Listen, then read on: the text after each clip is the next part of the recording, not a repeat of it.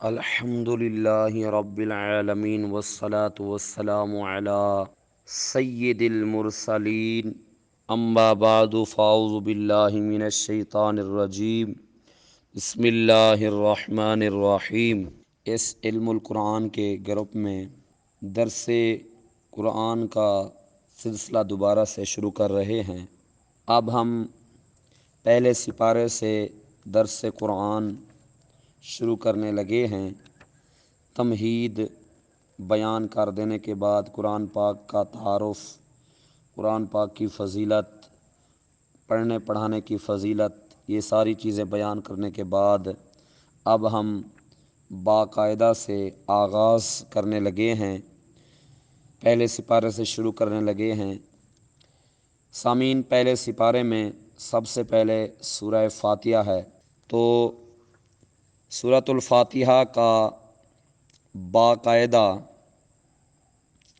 درس الحمدللہ رب العالمین سے شروع کرنے سے قبل بندہ نچیز سورہ فاتحہ کا تعارف پہلے کروائے گا، اس کے بعد سورہ فاتحہ کی فضیلت ذکر کی جائے گی، اس کے بعد سورہ فاتحہ کے مضامین ذکر کیے جائیں گے، اس کے بعد جو ہے سورہ فاتحہ کا باقاعدہ سے آغاز کیا جائے گا۔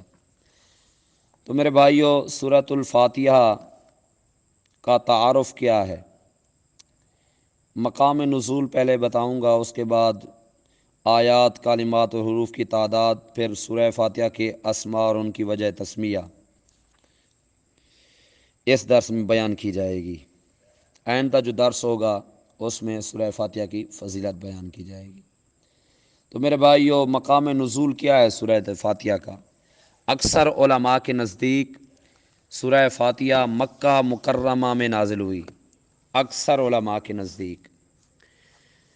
امام مجاہد رحمۃ اللہ تعالی علیہ فرماتے ہیں سورۃ فاتحہ مدینہ منورہ میں نازل ہوئی، اور ایک قول یہ ہے کہ سورہ فاتحہ 2 مرتبہ نازل ہوئی، ایک مرتبہ مکہ مکرمہ میں اور دوسری مرتبہ مدینہ منورہ میں نازل ہوئی۔ معلوم ہوا اس میں 2 اقوال سامنے آئے، ایک قول یہ ہے کہ یہ 2 مرتبہ نازل ہوئی اور ایک قول یہ ہے کہ یہ مکہ مکرمہ میں نازل ہوئی۔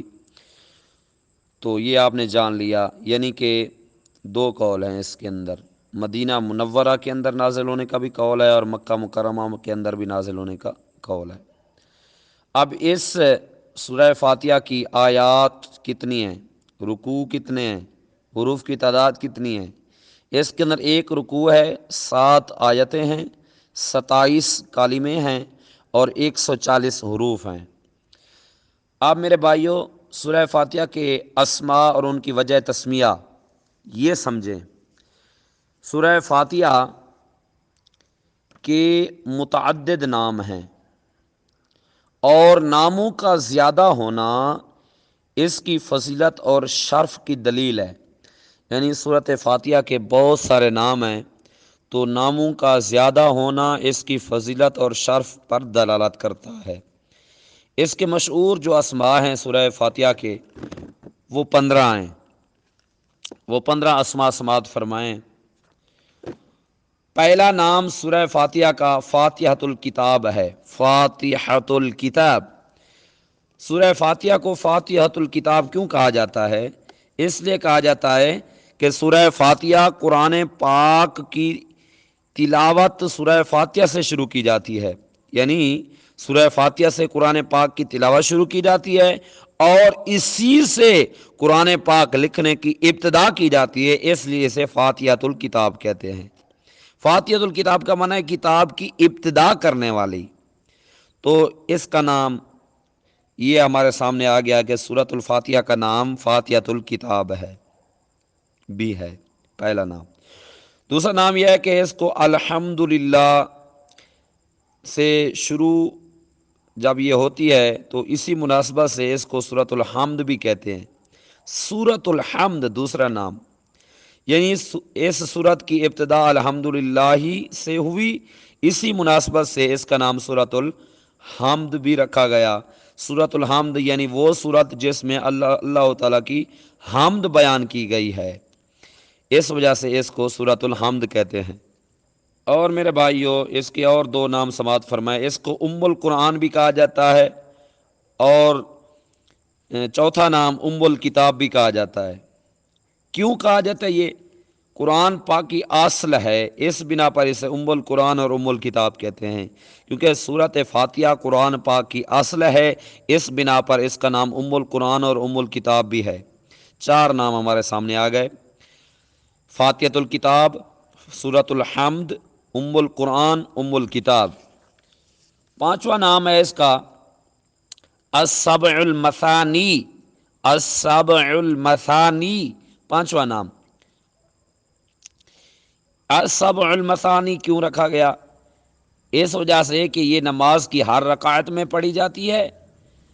یہ سورت 2 مرتبہ نازل ہوئی ہے، یعنی بار بار پڑھی جانے والی یا ایک سے زائد مرتبہ نازل ہونے والی 7 آیتیں، ایک سے زائد مرتبہ نازل ہونے والی 7 آیتیں، کیونکہ یہ بار بار پڑھی جاتی ہے، اس وجہ سے اس کو سبع المثانی کہا جاتا ہے۔ پانچواں نام اس کا یہ ہو گیا سبع المثانی۔ ساتواں نام اس کا، چھٹا نام، 5 ہو گئے، چھٹا نام سورۃ الکانز بھی کہا جاتا ہے اس کو، اور ساتواں نام سورۃ الوافیہ بھی کہا جاتا ہے، آٹھواں سورۃ الکافیہ بھی کہا جاتا ہے۔ سورۃ الکانز، سورۃ الوافیہ اور سورۃ الکافیہ نام رکھنے کی کیا وجہ ہے؟ کہتے ہیں کہ دین کے بنیادی امور کا جامع ہونے کی وجہ سے، دین کے بنیادی جو امور ہیں یہ ان کا جامع ہے، دین کے بنیادی امور کا جامع ہونے کی وجہ سے اس سورۃ فاتحہ کو سورۃ الکانز، سورۃ الوافیہ، سورۃ الکافیہ کہا جاتا ہے۔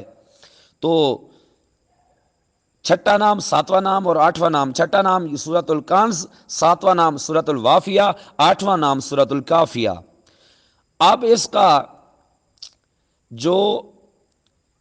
اس کا نام ہے، نام 8 ذکر ہو گئے۔ سورۃ الشفاء، اس سورت کا نام سورۃ الشفاء بھی ہے، یہ نواں نام ہے، اور سورۃ الشافیہ بھی کہا جاتا ہے۔ سورۃ الشفاء اور سورۃ الشافیہ نام رکھنے کی کیا وجہ ہے؟ اس کی وجہ یہ ہے کہ شفاء کا باعث، شفاء کا سبب ہونے کی وجہ سے اسے سورۃ الشفاء اور سورۃ الشافیہ کہا جاتا ہے۔ تو میرے بھائیوں، کیونکہ اس صورت کو دم کرنے کی وجہ سے اکثر مریض جو ہے وہ جو بھی بیماری ہو ان کو تو وہ ٹھیک ہو جاتے ہیں، اس وجہ سے اس صورت کو سورۃ الشفاء اور سورۃ الشافیہ بھی کہا جاتا ہے۔ 10 نام اس کے ہو گئے۔ نواں نام ہے سورۃ الشفاء اور 10واں نام ہے سورۃ الشافیہ۔ اس کا 11واں نام ہے سورۃ الدعاء، اور 12واں نام ہے سورۃ تعلیم المسئلہ، اور 13واں نام ہے سورۃ السوال، اور 14واں نام ہے سورۃ المناجات، اور یعنی کہ 14ویں کے بعد آتا ہے 15واں نام سورۃ التفوید۔ تو یہ ہیں 15 نام سورۃ فاتحہ کے۔ اب سورۃ الدعاء، سورۃ تعلیم المسئلہ، سورۃ السوال، سورۃ المناجات، سورۃ التفوید، یہ اس لیے کہا جاتا ہے کیونکہ یہ دعا پر مشتمل ہونے کی وجہ سے اسے سورۃ الدعاء، اور اس میں جو ہے وہ تعلیم دی گئی ہے دعا مانگنے کی، تو اس میں یعنی کہ مانگنے کا طریقہ بتایا گیا ہے، مناجات کا، اور جو ہے اس میں یعنی کہ ہمیں بتایا گیا ہے کہ مانگنے کی کیا چیز ہے، اور کیا چیز ہم مانگیں تو اس میں ہم دعا کرتے ہیں، تو یعنی کہ اس وجہ سے اس کو سورۃ الدعاء کہا جاتا ہے۔ تو یہ تھے 15 نام جو بندہ نشیز نے آپ کے سامنے بیان کر دیے، تو ان کو آپ نام کو ہی یاد کر لیں تو یہ بہت بڑی بات ہے کہ اس کے مشہور 15 نام ہیں: فاتحۃ الکتاب، سورۃ الحمد، ام القرآن، ام الکتاب، السبع المثانی، سورۃ الکنز، سورۃ الوافیہ، سورۃ الکافیہ، سورۃ الشفاء، سورۃ الشافیہ، سورۃ الدعاء، سورۃ تعلیم المسئلہ، سورۃ السوال، سورۃ المناجات اور سورۃ التفوید۔ جزاکم اللہ خیرا کثیرا فی الدنیا والآخرہ۔